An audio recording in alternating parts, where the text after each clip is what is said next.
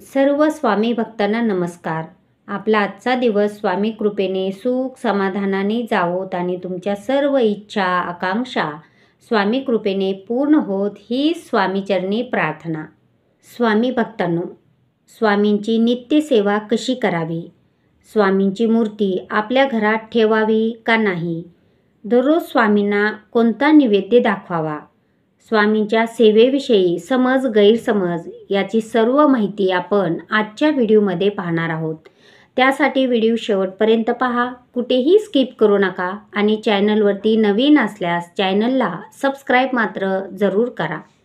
स्वामी भक्तांनो, काही जणांना स्वामी महाराजांच्या सेवेविषयी अनेक गैरसमज काही लोकांमुळे निर्माण झालेले आहेत. या सर्वांचा विचार करून त्याविषयी पुढील विवेचन आहे. स्वामींची पूजा ही आपल्या घरी स्वामींचे अधिष्ठान ठेवून करत असताना आपण स्वामी महाराजांच्या प्रतिमा मूर्तीची स्थापना करू शकतो. स्वामींची मूर्ती अथवा प्रतिमा यापैकी जे आपल्याला शक्य होईल त्यानुसार त्यांची स्थापना आपल्या घरी करावी, यात कुठलाही भेद नाही.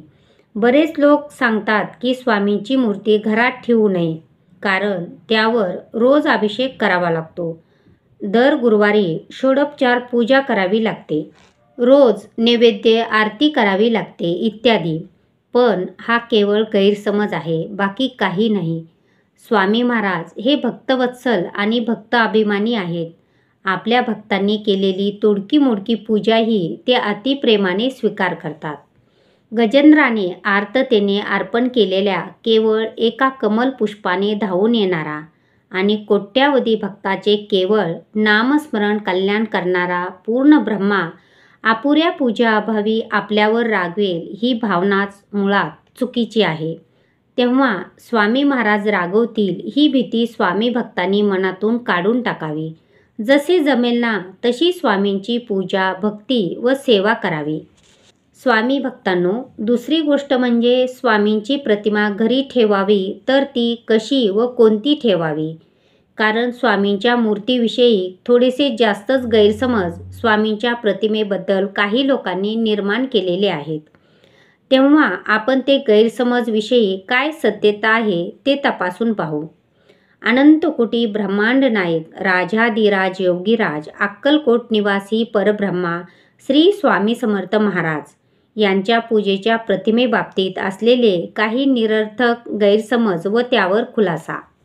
स्वामींची प्रतिमा फोटो फक्त राजयोगात असणारी पाहिजे, हातात ब्रह्मांड गोटी असलेली नको. स्वामींची वटवृक्षाखाली बसलेली प्रतिमा नको.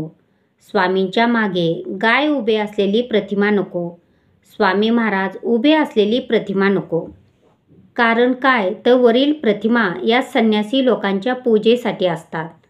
सांसारिक अथवा प्रापंचिक लोकांनी याचे पूजन करू नये. स्वामी भक्तांनो, हे सर्व गैरसमज आहेत, सत्य मुळीच नाही. वरील सर्व गैरसमज खोटे व निरर्थक आहेत. कारण ज्या स्वामींना आपण ब्रह्मांड नायक म्हणतो त्यांचा ब्रह्मांड नायक स्वरूपातील हातात ब्रह्मांड घेतलेला फोटो ठेवायला नाही म्हणणे म्हणजे त्याच परब्रह्मा स्वरूप व ब्रह्मांड नायक तत्व अमान्य करण्यासारखे आहे. तसेच जे स्वामी अक्कलकोटमध्ये 22 वर्ष फक्त आणि फक्त वटवृक्षाखाली बसलेले त्यांच्या त्या स्वरूपातील फोटो ठेवायला मज्जाव करणे. आपल्या धर्मात जिला गोमाता मानले जाते तिची पूजा सर्वत्र मांगल्य निर्माण करते असे म्हणतात.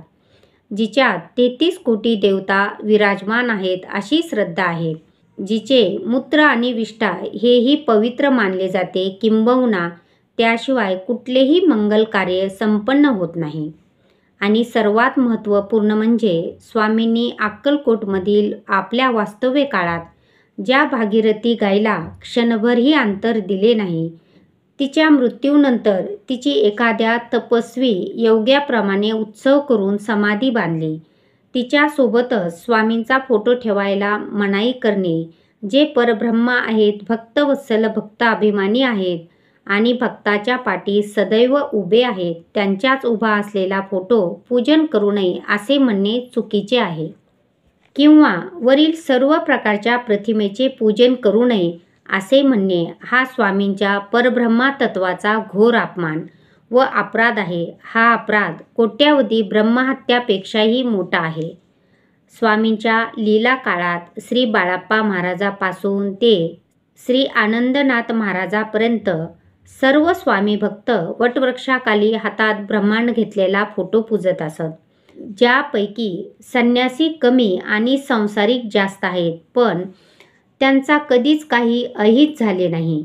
तर मग त्यांचे कल्याण करून त्यांना स्वस्वरूपात सामावून घेणारे स्वामी अशा प्रतिमा पूजनाने आमचे काही अहित करतील असे विचार आणणे हे सुद्धा स्वामींचा घोर प्रतारणा ठरेल. असो स्वामी भक्तांनो, तेव्हा अशा गैरसमजांना बळी न पडता स्वामी भक्तांनी या बाबीकडे दुर्लक्ष करून जसे जमेल ना तशी स्वामींची सेवा करून आपले कल्याण करून घ्यावे ही सर्व स्वामी भक्तांना हात जोडून कळकळीची विनंती आहे. स्वामी भक्तांनो, आपल्या देवघरात आपल्या इच्छेनुसार स्वामींची मूर्ती अथवा कोणतीही स्वामींची प्रतिमा ठेवा. स्वामींची मूर्ती असेल तर रोज मूर्तीला स्नान घालून, प्रतिमा असेल तर पाणी शिंपडून स्वच्छ वस्त्राने पुसून घ्यावे. नंतर अष्टगंध लावा. उपलब्ध असतील तर फुले अर्पण करा. आणि स्वामी महाराजांना सर्वच फुले आवडतात. त्यांना अप्रिय असे एकही फूल नाही. तेव्हा उपलब्ध असणारे कोणतेही पुष्प किंवा तुळशी मंजुळा, तुळशीपत्रे स्वामींना व्हावीत.